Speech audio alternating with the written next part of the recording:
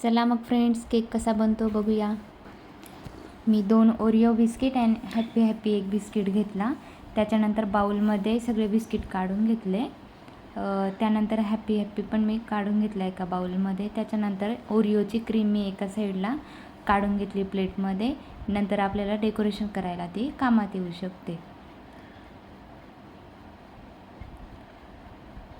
त्याच्यानंतर मी मिक्सरचं भांडं घेतलं, त्याच्यामध्ये बिस्किट टाकले. त्याच्यानंतर त्याच्यानुसार मी एक 2 चम्मच साखर टाकली आणि त्यानुसार दूध टाकलं आणि ते बॅटर तयार करून घेतलं. तर अशा प्रकारे ते बॅटर तयार झालं. त्याच्यामध्ये थोडा बेकिंग सोडा ॲड करायचा. त्याच्यानंतर मी एक भांडं घेतलं, त्याच्या ऑइल केलं.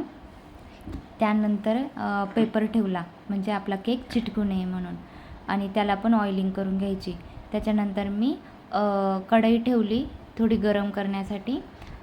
नंतर मी ते बॅटर एका भांड्यात ओतून घेतलं. नंतर मी एक कॅडबरी घेतली आणि ते ओरिओची क्रीम ती साईडला काढून घेतलेली होती, ती त्याच्यामध्ये डेकोरेशनसाठी यूज केली.